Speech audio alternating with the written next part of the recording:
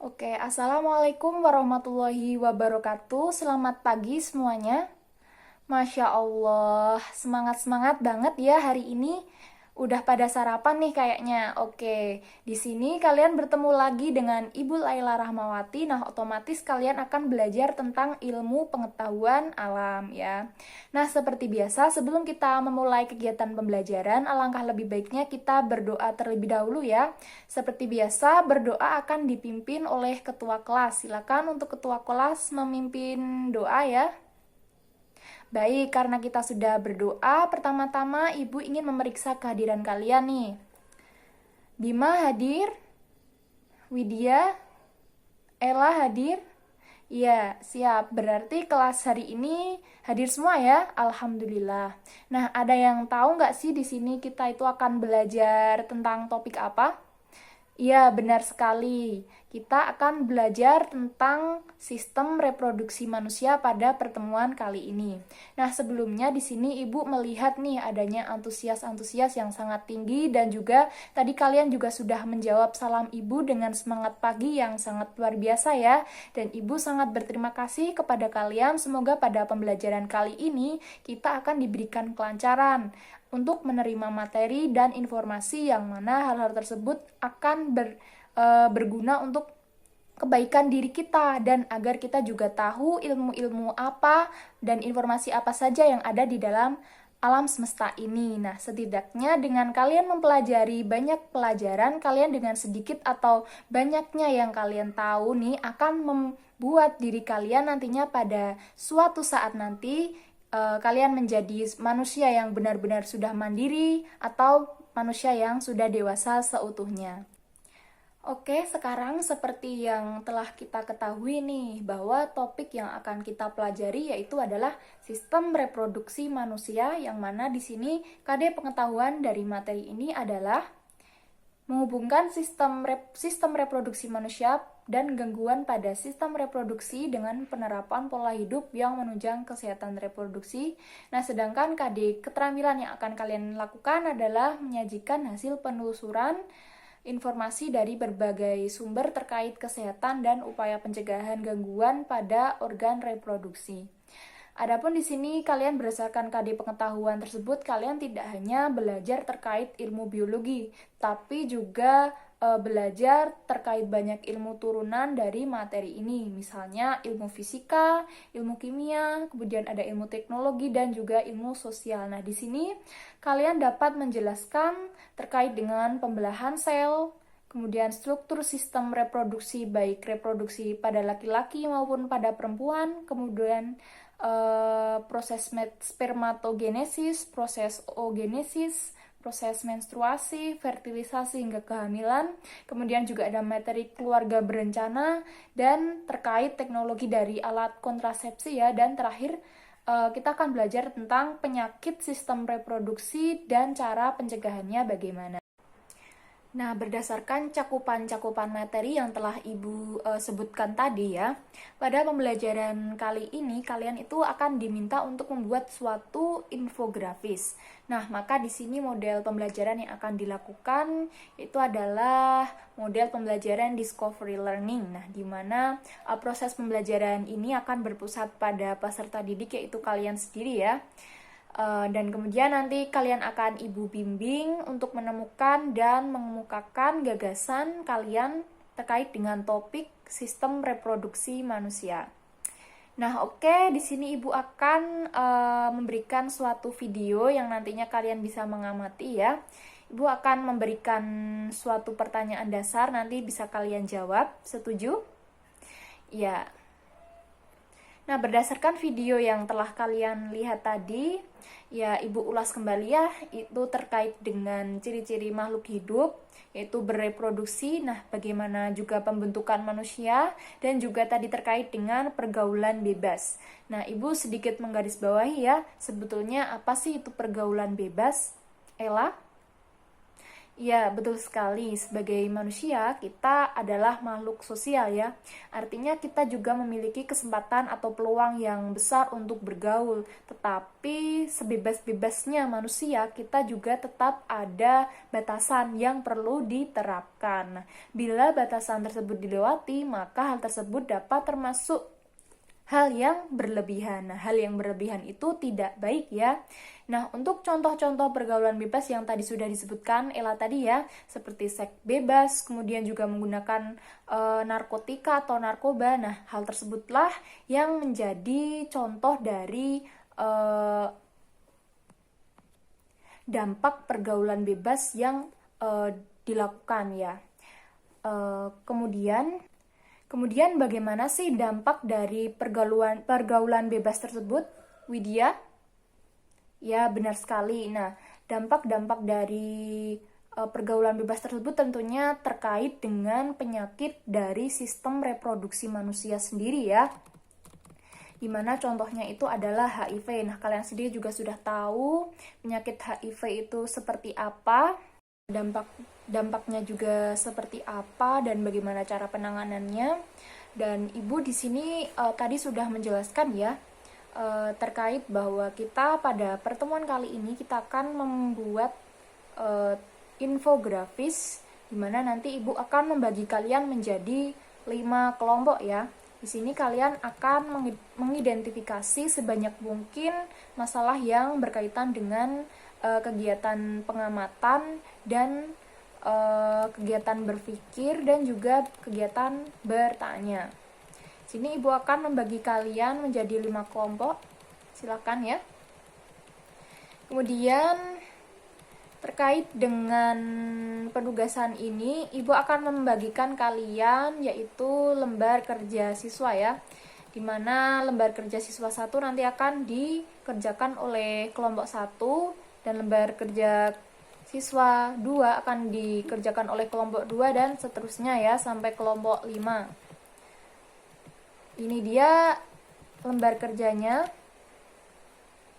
Dan silahkan kalian di sini berdiskusi untuk mengolah informasi yang akan diperoleh dari kegiatan berkelompok ini dari bahan bacaan atau literatur tentang materi sistem reproduksi manusia. Dan di sini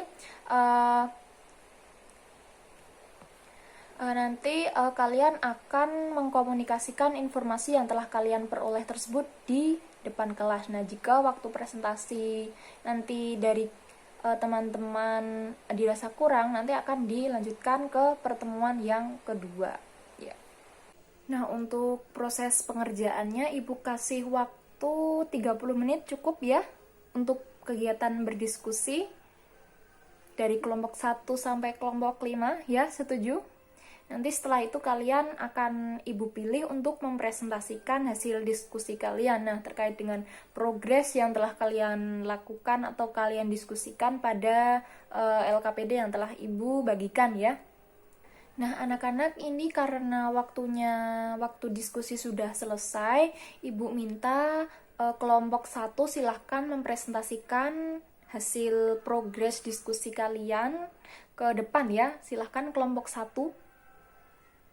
Nah, kita give applause ya untuk kelompok 1. Terima kasih sudah menyampaikan hasil diskusi kalian terkait dengan lembar kerja siswa 1, yaitu terkait dengan pembelahan sel. Nah, Ibu ulas kembali ya. Dimana sesuai dengan penjelasan kelompok 1 tadi, makhluk hidup itu mengalami pembelahan sel, di mana pembelahan sel itu terjadi secara mitosis dan meiosis. Nah, pembelahan mitosis itu menghasilkan 2 sel anakan dan pembelahan meiosis menghasilkan 4 sel anakan. Nah, sekali lagi Ibu tekankan ya, pembelahan mitosis itu merupakan pembelahan pembelahan sel yang menghasilkan 2 sel anakan yang mempunyai karakter yang sama dengan sel induknya. Nah, jumlah kromosomnya yang dimiliki oleh sel anakan adalah 2N atau disebut dengan diploid. Nah, sel diploid ini adalah sel yang kromosomnya berpasang-pasangan atau 2N ya. Selanjutnya untuk tahapan pada pembelahan mitosis yaitu terdiri atas interfase, kemudian profase, metafase, anafase, dan telofase. Nah, Ibu sendiri menyingkatnya atau membuat jalan keledai dengan IPMAT. Nah, sesuai dengan tadi ya, pembelahan ini terjadi pada sel-sel tubuh atau sel somatik pada makhluk hidup. Untuk yang selanjutnya itu terkait dengan pembelahan meiosis. Nah, pembelahan meiosis ini merupakan pembelahan sel yang menghasilkan 4 sel anakan, yang mana 4 sel anakan ini memiliki kromosom yang haploid atau N. Nah, tadi yang pembelahan mitosis adalah diploid, kalau pembelahan meiosis adalah haploid ya, yang berasal dari sel induk yang 2N atau diploid tadi. Karena pada sel haploid sel ini memiliki kromosom yang tidak berpasangan atau N. Pembelahan meiosis ini berlangsung dalam 2 tingkat, yaitu meiosis 1 dan meiosis 2. Nah, tadi kelompok 1 sudah menjelaskan tahapan pembelahan meiosis. Yang pertama yaitu ada profase 1, kemudian ada metafase 1, anafase 1, dan telofase 1. Nah, tahapan pembelahan pada meiosis yang kedua setelah meiosis 1, yang tadi yaitu ada profase 2, kemudian ada metafase 2, anafase 2, dan telofase 2. Nah, pembelahan dari pembelahan meiosis ini hanya terjadi pada sel kelamin. Nah, mungkin itu saja yang dapat Ibu tambahkan dari presentasi kelompok 1. Di sini anak-anak sudah paham ya, apakah ada yang ingin ditanyakan? Belum ada ya? Oke, kalau belum ada, setelah ini kita akan lanjut presentasi kelompok kedua. Silahkan kelompok 2 untuk maju ke depan memaparkan hasil diskusinya, yaitu terkait dengan struktur dan fungsi reproduksi pada organ reproduksi laki-laki dan perempuan. Silahkan kelompok 2. Iya, silahkan kita beri applause ya untuk kelompok 2. Terima kasih. Kelompok 2 yang sudah memaparkan hasil diskusinya, silakan bisa kembali ke meja masing-masing ya. Nah, di sini yang perlu Ibu tekankan adalah terkait dengan materi struktur organ reproduksi manusia. Nah, organ reproduksi manusia sesuai dengan penjelasan kelompok 1 tadi, presentasi dengan kelompok 1 tadi, terdiri atas reproduksi laki-laki dan perempuan. Nah, di mana organ reproduksi manusia ini atau organ reproduksi ini terdiri atas alat kelamin luar dan alat kelamin dalam. Nah, alat kelamin luar itu merupakan alat kelamin yang terletak pada bagian luar tubuh atau dapat diamati secara langsung. Sedangkan alat kelamin dalam merupakan alat kelamin yang terletak pada bagian dalam tubuh dan tidak dapat diamati secara langsung. Tadi berdasarkan kelompok 1 tadi ya, pada organ reproduksi laki-laki, nah alat kelamin luarnya apa tadi? Penis dan skrotum. Dan alat kelamin dalamnya apa tadi? Ya, testis, saluran sperma yang tersusun atas epididymis, kemudian ada vas deferens dan uretra, dan ada juga kelenjar reproduksi yang terdiri atas vesicula seminalis, kemudian juga ada kelenjar prostat, dan kelenjar Cowper atau bulbouretra ya. Nah, untuk organ reproduksi pada perempuan itu terdiri atas kelamin luar atau yang disebut sebagai vulva atau labium. Nah, sedangkan yang termasuk dengan alat kelamin dalam yaitu ada ovarium dan saluran kelamin yang terdiri atas saluran telur atau tuba falopi, kemudian ada rahim dan vagina. Begitu ya. Di sini teman-teman sudah paham ya terkait dengan presentasi kelompok 2 tadi? Apakah ada yang ingin ditanyakan? Nah, karena waktu pembelajaran kita sudah habis, maka untuk kelompok 3, kelompok 4, dan kelompok 5 akan kita lanjutkan untuk pertemuan kedua ya. Silakan pada kelompok 3 dan kelompok 4 serta kelompok 5 menyiapkan diri untuk mempresentasikan hasil diskusinya. Besok akan kita bahas dan kita perjelas lagi terkait materi ini ya. Nah, sebelum Ibu menutup kegiatan pembelajaran pada pertemuan kali ini, siapa nih yang mau menyimpulkan apa yang telah kita pelajari pada kegiatan pertemuan hari ini? Ella, ya silahkan. Ya, benar sekali ya. Kita sudah mempelajari tentang pembelahan sel, di mana pembelahan sel terdiri atas pembelahan mitosis dan meiosis, dan kemudian kita sudah mempelajari juga terkait dengan sistem reproduksi pada manusia, di mana reproduksi manusia ini terdiri dari reproduksi laki-laki dan perempuan, dan kemudian strukturnya juga sudah kita bahas tadi ya. Jangan lupa teman-teman tetap jaga kesehatan, tetap patuhi protokol kesehatan, dan jangan lupa belajar ya untuk minggu depan, karena juga minggu depan nanti ada post test dari Ibu ya. Terima kasih, Ibu cukupkan sekian. Wassalamualaikum warahmatullahi wabarakatuh.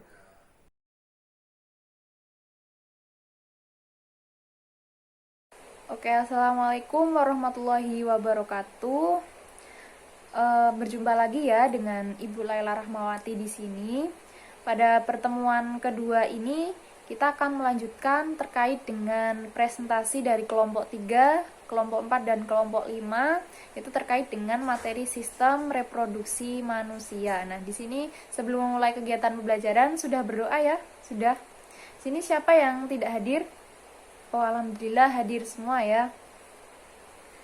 Oke, sebelum memulai kegiatan presentasi, Ibu ingin mengulas nih. Pada materi minggu lalu kita sudah mempelajari terkait apa saja ya? Ella, bisa dijelaskan? Ya, betul sekali. Kita sudah mempelajari terkait dengan pembelahan sel ya. Pembelahan sel, kemudian juga kita sudah mempelajari terkait dengan struktur dan sistem reproduksi pada organ reproduksi laki-laki dan organ reproduksi perempuan. Nah, untuk kelompok 3 ini akan membahas terkait dengan proses oogenesis dan spermatogenesis ya. Nah, untuk kelompok 4 di sini akan membahas terkait dengan proses menstruasi, kemudian juga ada fertilisasi hingga kehamilan ya. Dan kelompok 5, kelompok terakhir akan membahas terkait dengan penyakit dari sistem reproduksi manusia. Ya, nanti Ibu di sela kegiatan presentasi akan menjelaskan yaitu terkait materi keluarga berencana ya, dan terkait penerapannya dalam kehidupan sehari-hari, yaitu terkait dengan teknologi alat kontrasepsi yang bisa digunakan ya. Baik, untuk kelompok 3 silakan bisa maju ke depan untuk mempresentasikan hasil diskusinya terkait LKS-nya ya. Nah, itu tadi penjelasan dari kelompok 3. Silakan kita beri aplaus ya untuk kelompok 3. Nah, di sini yang Ibu perlu tekankan adalah yaitu terkait dengan proses oogenesis dan proses spermatogenesis, di mana pada laki-laki yang berusia 13 sampai 14 tahun, testis itu mulai memproduksi sel kelamin laki-laki yang disebut sebagai sperma dan hormon testosteron. Nah, pada pembentukan sperma ini disebut sebagai apa tadi yang dijelaskan oleh kelompok 3? Spermatogenesis. Nah, spermatogenesis ini terjadi di testis. Proses pembentukan sperma bermula dari sel induk sperma atau spermatogenium yang berjenis 2N ya. Selanjutnya, sel spermatogenium ini akan membelah secara mitosis membentuk sel spermatosit primer atau 2N. Nah, spermatosit primer ini kemudian akan membelah secara meiosis membentuk 2 sel spermatosit sekunder yang jenisnya N ya. Tadi kan spermatogenium 2N, kemudian membelah lagi menjadi spermatosit primer 2N, dan kemudian membelah lagi menjadi sel spermatosit sekunder yang N. Nah, sel spermatosit sekunder ini kemudian melanjutkan pembelahannya secara meiosis membentuk 2 sel spermatid. Selanjutnya, spermatid mengalami diferensiasi atau perkembangan menjadi spermatozoa. Nah, untuk yang selanjutnya terkait dengan oogenesis ya, sesuai dengan penjelasan dari kelompok 3 tadi. Nah, sel kelamin perempuan itu disebut sebagai apa tadi? Ovum ya. ovum atau sel telur. Nah, proses pembentukan sel telur ini disebut sebagai oogenesis. Nah, oogenesis terjadi di tadi organ apa? Ovarium. Nah, oogenesis ini dimulai pada saat seorang perempuan berada di dalam kandungan. Nah, sel primordial akan membelah secara mitosis membentuk oogenium 2N. Oogenium ini akan membelah secara mitosis membentuk oosit primer 2N. Nah, oosit primer akan membelah secara meiosis 1 dan menghasilkan dua sel yang ukurannya tidak sama, yaitu oosit sekunder yang berukuran besar dan polosit atau badan polar primer yang berukuran kecil.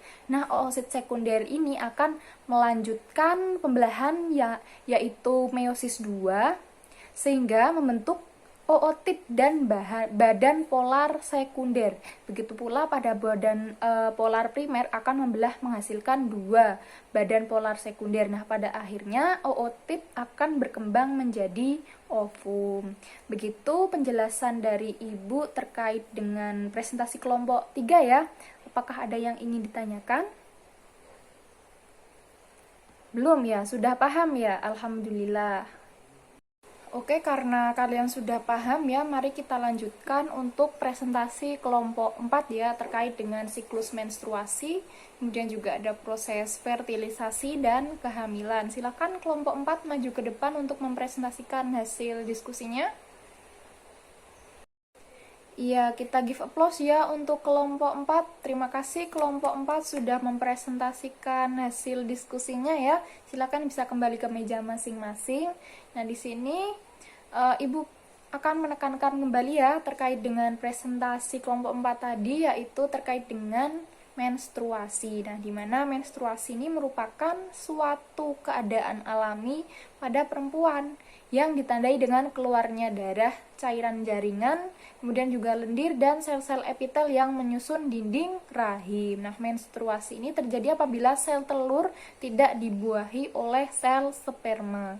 Di mana siklus menstruasi tadi yang telah dijelaskan oleh kelompok 4 ya, fase pertama adalah fase menstruasi. Nah, pada fase ini hormon follicle stimulating hormone atau FSH akan memicu berkembangnya folikel dalam ovum. Pada proses perkembangan folikel, ada beberapa folikel yang berkembang, tetapi hanya ada satu folikel yang dapat terus berkembang tiap bulannya. Pada saat ini dinding rahim itu akan luruh dan seluruh perempuan akan mengalami menstruasi. Untuk fase yang kedua yang tadi adalah fase proliferasi. Fase ini ditandai dengan menebalnya dinding rahim. Nah, penebalan dari dinding rahim ini dipicu oleh hormon apa tadi? Estrogen dan hormon progesteron yang dihasilkan oleh folikel pada saat awal perkembangannya.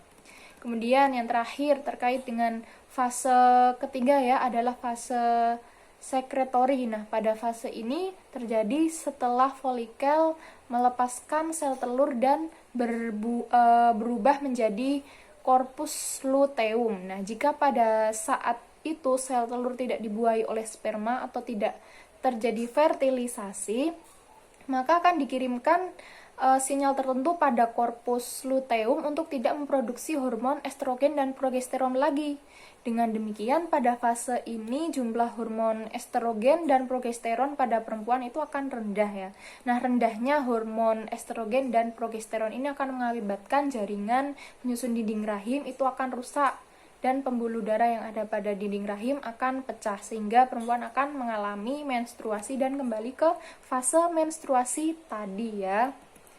Nah, kemudian terkait dengan tadi ada fase atau proses fertilisasi. Nah, perlu Ibu tekankan, fertilisasi itu merupakan proses peleburan inti sel sperma dengan inti sel telur ya, sehingga membentuk zigot. Nah, proses fertilisasi ini terjadi di dalam tuba falopi. Nah, setelah terjadi fertilisasi, zigot yang terbentuk akan melakukan pembelahan dan berkembang menjadi embrio yang selanjutnya akan tertanam ke dalam endometrium dan mengalami implantasi. Nah, pada kondisi ini seseorang akan mengalami kehamilan.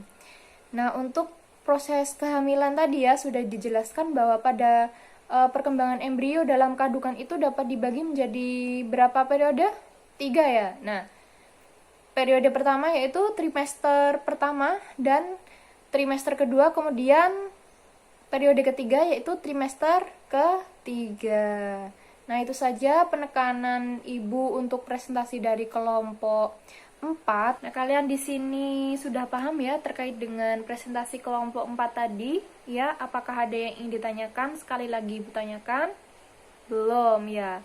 Karena waktu yang pembelajaran kita pada pertemuan kali ini sudah habis ya, kita akan lanjutkan ke pertemuan ketiga, di mana pertemuan ketiga kita akan membahas terkait materi terakhir ya, terkait dengan penyakit pada sistem reproduksi manusia. Dan juga jangan lupa nanti minggu depan kita ada post test ya, post test terkait dengan seluruh materi yang telah kita pelajari. Jadi Ibu mohon ya kepada kalian semua untuk belajar terkait dengan materi yang sudah kita pelajari, karena besok minggu depan kita ada kegiatan post test. Semoga apa yang kita pelajari pada pertemuan kedua kali ini dapat bermanfaat.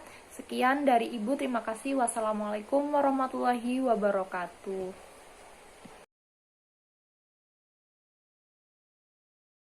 Oke, assalamualaikum warahmatullahi wabarakatuh.